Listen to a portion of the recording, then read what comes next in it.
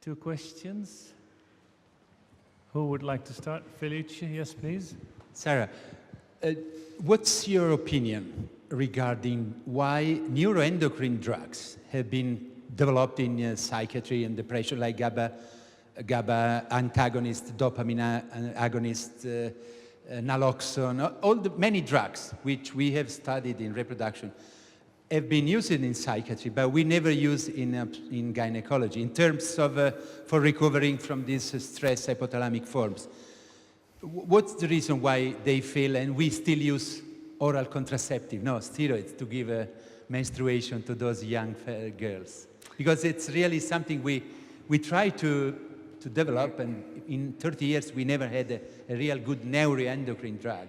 I think we haven't been vocal enough, Felice. I think we just need to talk more about why stress plays a role. I think it's hard for people to understand. My first grant came back and they said, you can't tell people they have stress.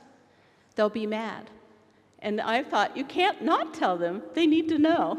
So I think it's the dynamic between how do you tell them in a way that they can accept and move forward versus telling them in a judgmental and blaming manner, which is going to make it worse. So how to tell someone that they need to make lifestyle changes is what we all struggle with in medicine. But time to own it, I agree. Other question, yes, please. You mentioned, Sara, that was a wonderful lecture, by the way. Thank you, Tony. It's always fun to listen to you about stress. Stress. It's never stressful. It's life. You mentioned hypothyroidism or hypothalamic hypothyroidism in patients with hypothalamic amenorrhea and in ovulation. If it were really, but the TSH levels are normal. It's only the T3 that you found to be low. No, we looked at everything. I just showed Is TSH is also low? Yeah, everything is low. It's harder to see the free fraction low because it's so low. But the total T4, the free T4, the total T3, the free T3. They're all low. They're all low. Okay, okay. Because the body's been notified that it needs to be in an altered metabolic state and it's taken action to conserve energy for the stressor.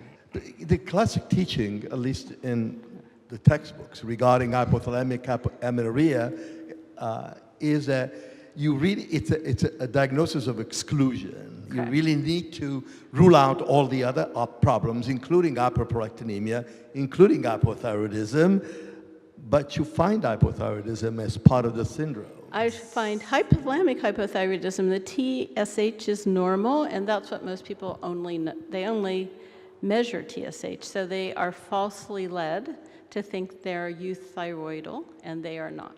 Okay. And you have to measure total T4 really to see it, As well. because it's a better assay. As well, okay.